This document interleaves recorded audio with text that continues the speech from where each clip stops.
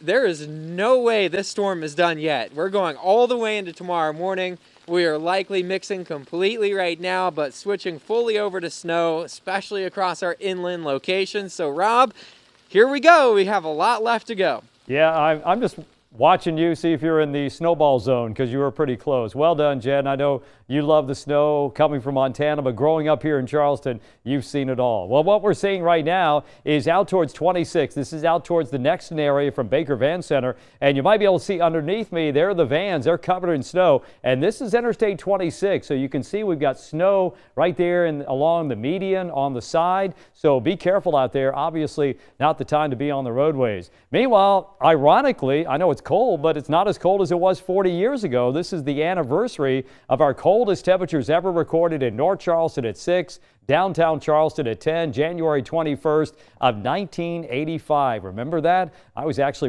doing weather in Savannah. We got down to 3 in Savannah, had a lot of pipes bursting that day. Winter storm warning until noon on Wednesday. Snowfall totals now have increased, and I think we see why. We're starting to see all that snow fill in, with even some banding taking place where it's coming down pretty heavily in some cases. Many areas could see some 4 to 6 inches before it's all said and done tomorrow morning.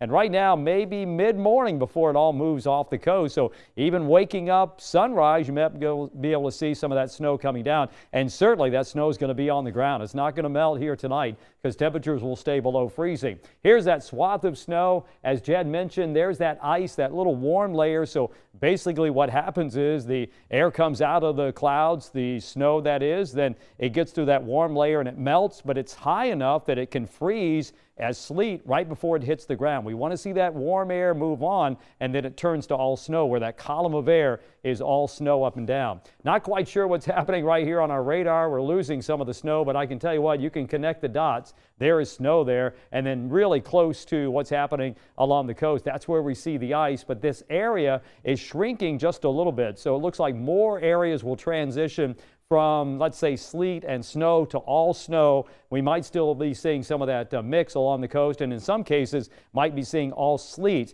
We're also noticing offshore there's still some rain, some cold rain. Some of that moisture will be working into the cold air, and that's going to enhance some of the snowfall totals here as we get into the night. But Jed mentioned that we've got several more hours of this, because when you look at the direction the snow is moving, it's moving southwest to northeast. So what do you look for? You look what's happening southwest of you, and that's pretty solid all the way back into the southwestern portions of Georgia. Cold air, no surprise. We had high confidence this was going to happen with the jet stream configuration, this big giant dip in the jet stream. That continues. That's going to bring in even colder air for tomorrow, as well as especially Thursday morning. Thursday morning, we could see temperatures in the teens, could be record low. We've got that moisture in place. That was the big question going into this event. Would we have enough moisture with the cold air to mix? Well, we've got it. You see, that'll be around with us as we get into tomorrow morning. This is why the snow tapers off by the time we get to the morning, because then that dry air kind of takes over, pushes all that moisture out to sea,